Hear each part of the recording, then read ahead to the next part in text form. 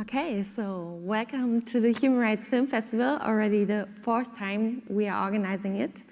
And yeah, thank you for joining us tonight for this super nice film talk. I'm Felicitas, my name is Felicitas, and I'm working for Aktion gegen Hunger, Action Against Hunger Germany. We are a humanitarian aid and development organization fighting against hunger for almost over 40 years now. And we are making this festival just to create like a platform to have exchange and discussion, of course, and create new perspective on our world. And I'm super thankful that you are all joining us tonight for this screening of this really outstanding and amazing film, The Ants and the Grasshopper. And I would like to introduce it to our special guest. I'm really honored to introduce it to him, Zak Piper. He's one of the directors of The Ants and the Grasshopper, and he's an Emmy and PhD award-winning filmmaker. And he's making documentaries for over 15 years, I think. And yeah, just welcome him with a little bit of applause.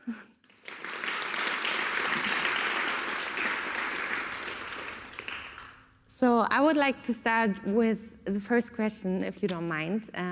I would like to know,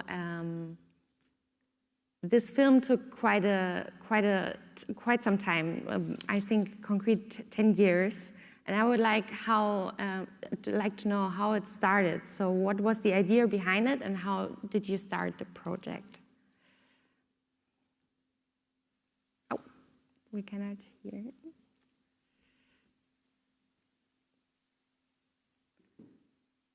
Some technical issues.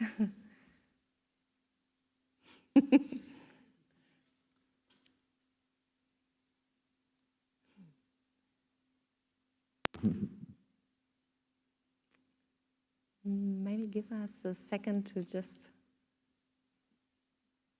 No problem. Ah, okay, now I can hear you. You can hear me? Yes, now I can hear. Okay. So what was the idea behind it? Well, thank you, and just wanted to say thank you for programming the film. It really means a lot to us. I mean, we made the film so that we could screen it as you know, in places to have an impact and to reach different audiences, so thank you for that. As far as the origin of this project, 10 years ago, my co-director, Raj Patel, at the time we were both just producing the film, and the idea was, through Raj's research, highlighting and capturing stories around the world of you know, individuals and organizations making big change in small increments. And so we went out to raise money. Along the way, we did filming in Peru, Shanghai. We had plans to go, we filmed in Malawi, of course, we had plans to go other places, and we just sort of hit some snags with funding, but in our research for this larger project, we found this story in Malawi, and we just felt like it deserved, as that original idea for the project kind of, you know, evaporated, we thought that this story deserved its own film, because Anita is such a remarkable person who has overcome so much in her personal life, but also in her community. And, you know, she just cannot be stopped. So for the next 10 years, sporadically, we would go to Malawi. Often Raj would go by himself, and we would just try to, you know, follow the story and try to get us to completion. Crazy. Okay. Have you been there as well? Yes, yes, okay, I have, yes, a number of times, absolutely. Yeah. Anita is amazing. And what is your expectation or your goals with this film? Well, we really, even while making it, we really thought of this film as more of as a tool that can be used by organizations. I mean, we're working to raise funds in the United States for an outreach campaign. That actually will be a global outreach campaign. We're right in the stage now of collecting other partnerships, other distribution methods, but we really see this film as kind of a grassroots, much in the spirit of Anita and this person-to-person sort of change making. And we sort of see it in the same way, that if we can have, even small community screenings with this film that generates discussion, to us is what success looks like. That, we will absolutely be reaching folks who agree with the film and are inspired by Anita, but I think one of the things that we're being intentional about is trying to find venues and audiences outside the choir, outside folks who don't necessarily agree that climate change is real, to try to, poke a little bit at that. And I think one of the ways we're doing that in the U.S. at least is working with, or we're hoping to work with church groups and targeting church groups where, the faith, Anita and Esther's faith is a very huge part of their life. And I feel like people can connect to that. And if we can start there on the one thing that we have in common, then maybe there will be, an avenue in to learn something else and to have the mind, people's mind changed about climate change. So, like I told you a few minutes before, I've been to Malawi myself in 2001, and for me at this time, climate change, unfortunately, was not an issue, like it was said in the movie as well, for the farmer in the US. And can you tell us a little bit more about this discussions between Anita and the farmers in the US and the different experiences of the acceptance of climate change and how it was? Yes. Obviously the trip of Anita and Esther coming to the US was a trip that we engineered. Largely, we relied on Raj Patel, my co-director, his contacts of different organizations around the US. And through their organization contacts, we were able to find these other small Midwestern American farmers. And one of the ideas was we don't want to just we absolutely want to meet people that don't agree with Anita and Esther, but there are a lot of folks in the US who believe in climate change and are working tirelessly in all different ways and innovative ways to address that and to organize. And we wanted Anita and Esther, or Anita in particular, to have that experience of meeting, people in the US, and, she's coming as the expert. In some ways, like flipping this idea on its head. It's like people aren't going to Malawi being the experts to Malawians about climate change. They know more about climate change. They've experienced it more than, because of their location in the world, than other places have experienced. And we wanted them to be the experts and to meet like-minded folks that they would share, commonalities with, but then also to meet folks who were, skeptical, and to kind of dig in about what is it that, and it's like, if I'm here in front of you, you cannot deny me. If I'm here standing in front of you, telling you my experience, my story, my hardships, it's so much more difficult to deny someone and to write them off, say, oh, climate change doesn't exist. But if I'm in your home, eating a meal at your table, telling you about my hardships, that's a powerful experience. I think that, in the case of some of the farmers, I think it did have an impact. Obviously, it didn't for everyone. But that's, part of the journey that I think people take.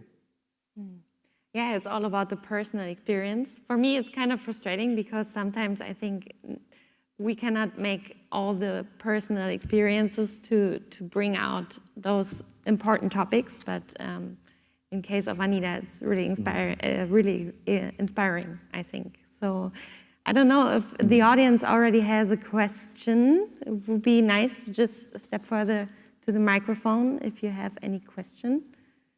Just feel free. Okay, maybe not for now, maybe later.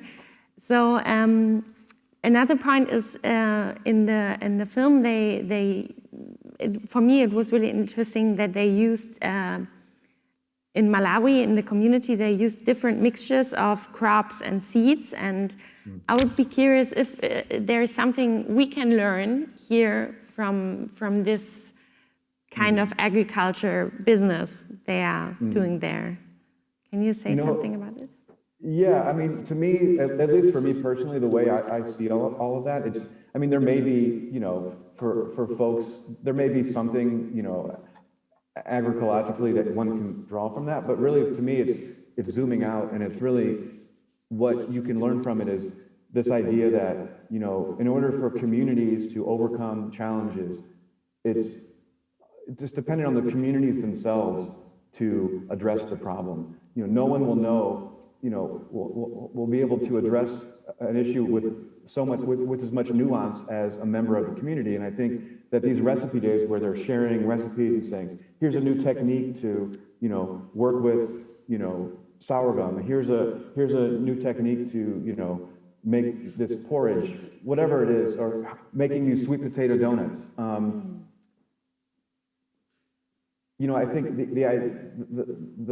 great success, the great inspiration of that for me is a community identifying and addressing the problems itself, and doing so extremely successfully. I mean, I don't know if we actually make, I can't remember if we make this point in the film, but, and this relates to your work, which is that Anita and this organization, Soils, Food, and Healthy Communities, SFHC, together they, using these recipe day events, they were able to have men participate more, obviously that's in the film, but the thing that's not is, I don't think, is that what this resulted in culturally and just from a health perspective, the, you know, childhood hunger is all but been, you know, eradicated in the northern region of Malawi where this work's being done, and they've done all of this work themselves.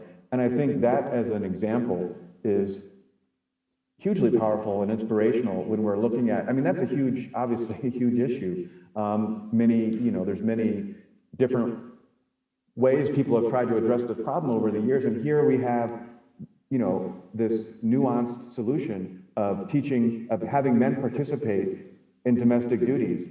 And by just making that cultural change, you suddenly have a health change, which is children are not, you know, childhood malnutrition is not as prevalent of an issue. So yeah, I think that is what, to me, that's what it's a stand-in for, that, you know, hopefully can, you know, relate to climate change in some ways where we're seeing, you know, similar type of, you know, solutions and organizing. Actually, I loved how Winston changed from the beginning at the movie and then throughout the movie. Yeah. And can you tell us something about, because gender is also, of course, a really important topic in your film, what importance is this gender equality or this man playing a role within this typical women duties for food security, because food security is, of course, a really important topic for us and our work, and we are also fighting for gender equality. We have a petition, Women Beat Hunger, and can you tell us more about gender and food security and what it's about? Absolutely. I think, you know, using Winston, I mean, his transformation is almost to the point that some early feedback, it's like, it's almost unbelievable. I mean, he did a complete about face, you know, and even at the end of the film, he's saying,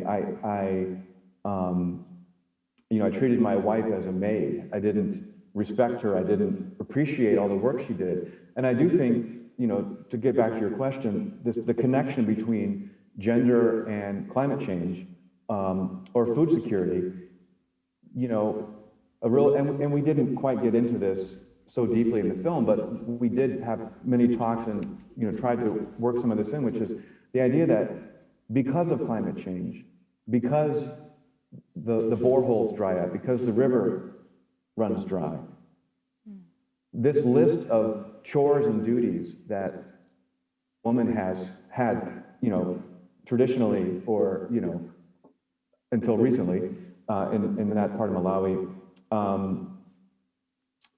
that is, you know, that this lack of water that's caused by the climate change is making more work for the woman to do. So it's imperative, if, you know, there's going to be success in families, in communities, that men do their part. And so it's this, you know, thinking of it in the big picture. You know, it's not like, you know, addressing the problem of water shortage doesn't necessarily mean, you know, bringing more water in.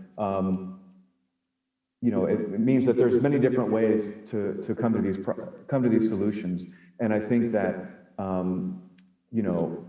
that's the thing that Winston learned. He learned that in order to be part of the community, he needed to act like he was part of the community, and that meant doing his fair share and helping. Okay, yeah, great. Is there any question right now? You want to? Oh, okay, there's a question from the audience. Just step forward. Thank you. Okay. Hello. Okay. Cool. So since you are like two people who are really who have been in the subject matter of hunger for such a long time, what are some changes we can put in our everyday lives in Berlin that we can if I want to change something tomorrow to like positively contribute to the eradication of hunger, what would some of those be? Just some of the changes we could make in our everyday life, like tomorrow.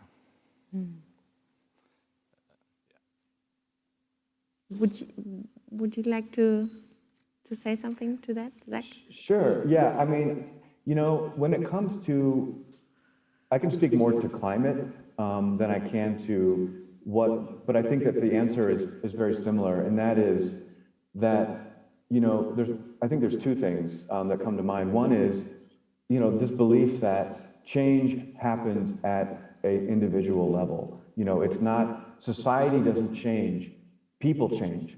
And the more people change to come aboard on an idea, that's how society changes. That's how culture changes. That's how, and through that cultural societal change, that's how governments change. That's how laws change.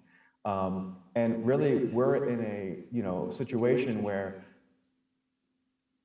at an individual level, the impact that, we have on the climate is infinitesimal compared to those of large manufacturing, in industry. And it's, I feel like the thing that we can do tomorrow to make change is to, find people who, don't necessarily agree.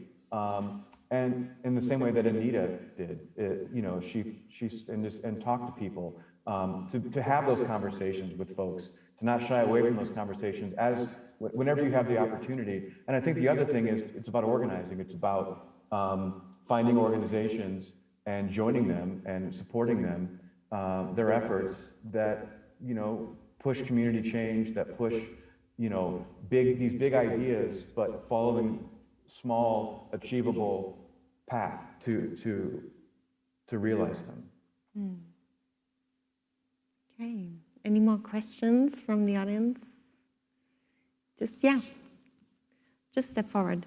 It's good for the discussion. Hi, thanks for the great movie. It was really good, I thought. My question would be, how did Anita actually experience America and the West in general? What was her perception about it? Was it different than she expected? Was she perhaps disappointed of people? Was she impressed? That would be interesting. Thanks. Yeah. Yeah, I think, some of that's in the film, but I do think that, this idea that's not necessarily in the film as strongly, which is the idea that, some people watch this film and they say, oh, it's an indictment on, the West. It's an indictment on, people who live with all these modern conveniences. But I don't see it that way. I mean, I think that the way that Anita, or I know the way that Anita saw it is more like about fairness. Why do people who live over here have all these things and we don't have anything? Or we don't have near the convenience. It's not that we don't have anything, but we don't have near the conveniences. And, I mean, she enjoyed, we went to a movie theater together. We watched a movie in a cinema. She'd never been to see a movie before. We walked around a shopping mall in the US and, ate fried food, and she enjoyed it. She liked it. It was fun. But it's sort of the sense of, this idea that, why aren't the Americans and others sharing all the riches that we have with folks in, Malawi is probably, I believe, the most impoverished country on the continent of Africa. And if it's not the most, it's up there. And, to come to the US where it's like, just the accommodations, everything was just like mind blowing, couldn't believe. You could just walk up to a bathtub and turn a faucet and it fills with water. Taking cleaning oneself is, it takes a lot of water and it's a lot of work. So I think it was sort of that spirit, just being amazed at how we live, and as compared to how she and her community members live in Malawi was, I think, very eye-opening. And what do you think does it need? Because in my opinion, it's so strange that also in the movie you made it clear that some people just, or even Anita, see herself living in a different world to others. But we are actually, of course, living in the same world, dealing with the same issues. Maybe at this point, of course, climate change is affecting only one part more than maybe us in the global north. What does it need that we see ourselves like in a global citizen community and having common challenges that we have to deal with? So what does it need? I love that question. It's such a great point, because what you're doing is zooming out. It's like in the same way that, within Anita's community and, the Winstons of the community who were not involved, who were not participating, they changed. It's sort of like, the way that you're framing this question is kind of like people in the US and other developed countries and how we live. How do we see ourselves as living in the same planet as Anita? And that is I honestly don't know the answer to that question, but I feel like in that question lies, a lot of power, because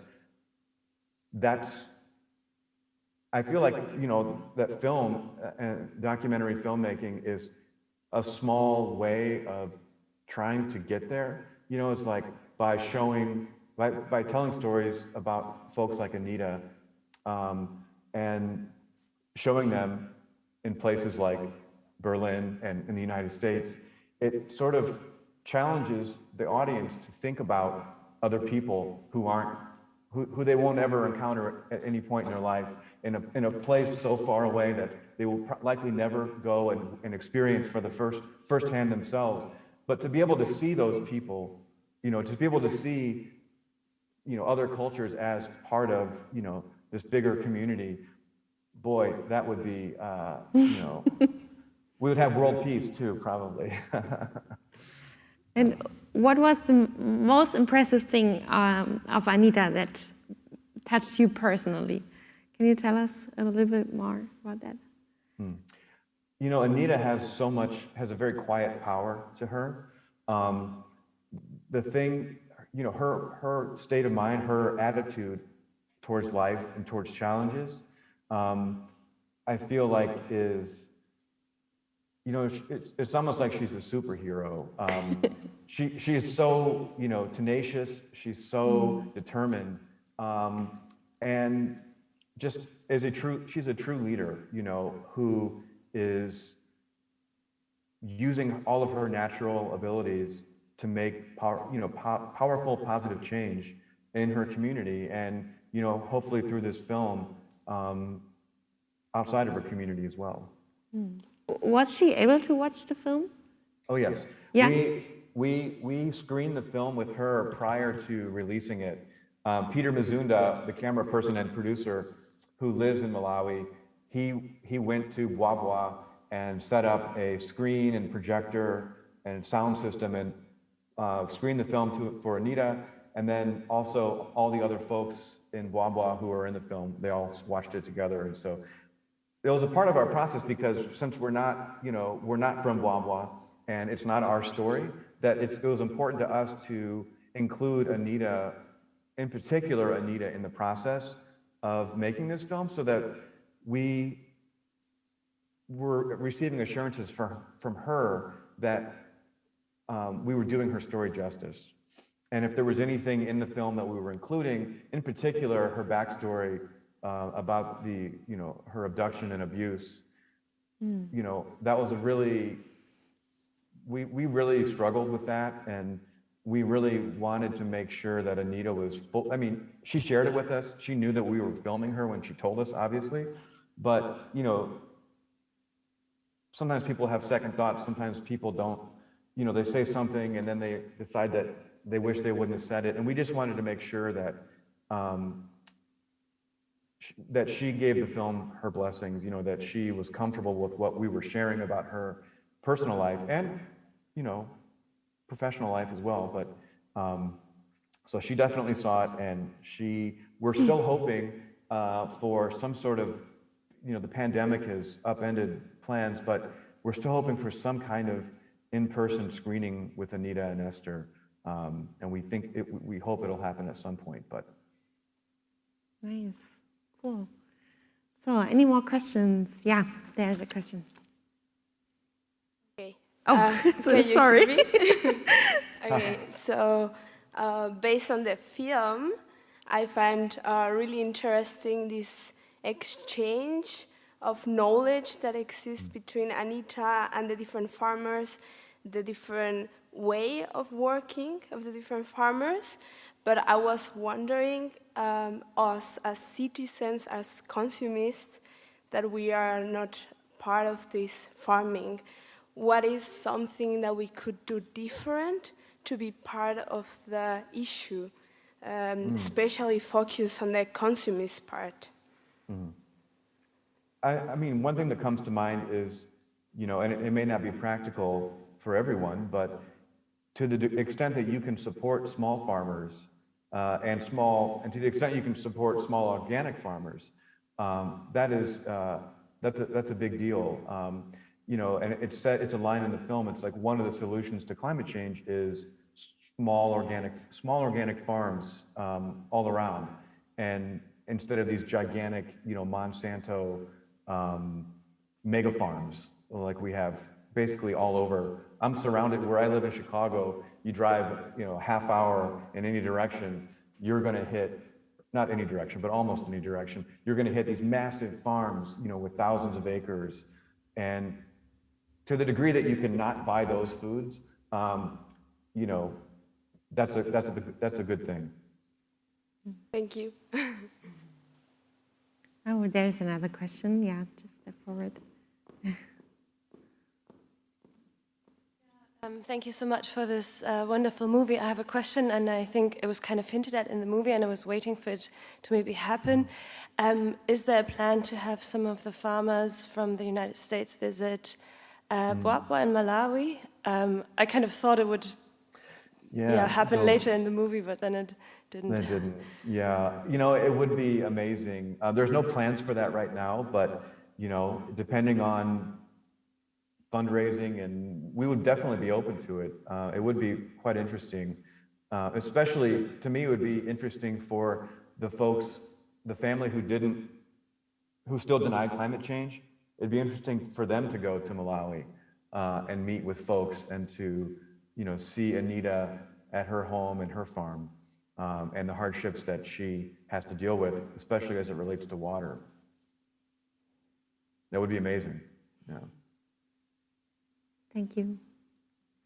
Okay, any more questions? Just feel encouraged to ask it. Yeah. Thanks for the great film. For me, it was especially touching to have that, not just the food and topic, but also what you're trying to engineer in the climate change debate. What came in like this, what for me really came forefront, both the colonial and the gender, but also the black and white topic. So for me, that was really touching. It really came naturally. And then we had the Black Lives Matter, which of course you couldn't plan 10 years ago when you started. For me, it really came almost central to the movie, more than what you've planned it. So just you could speak with more your experience, how it came, from how you planned the movie from the beginning, and then how it came into how it appeared in the time that you're running it. Yeah, I mean, I think with, my experience on this film, but also other documentaries that I've produced and been a part of, that we're just, we're following stories where they take us. We don't have, a preconceived notion. We may have a sort of structure or plan in mind, but when it comes to following the story, we go where it takes us. And to the extent that, Black Lives Matter became an organization and a movement in the United States while filming. It makes a small appearance, in a shot, but, while they're in DC, and happened to be, there was a protest planned. I think at that time, under that administration, there were protests, daily outside of the White House. But yeah, we just followed it, and you're right. It did dovetail with some of the issues in the film nicely. And so, while we don't get into Black Lives Matter in the film, we acknowledge that it's in the world, it's in the context of what Anita's experiencing in the U.S. and and for some audiences that will have more meaning. Thank you. Yeah. Mm-hmm. Further questions? No?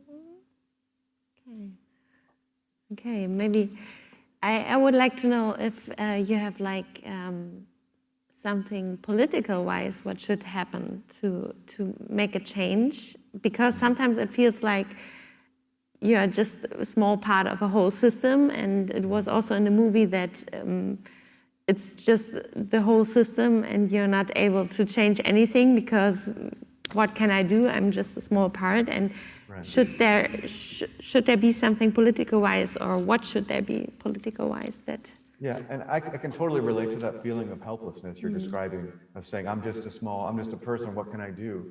But then, I feel like, for this film, you can think of Anita and remind yourself how much more that any of us right now have than Anita.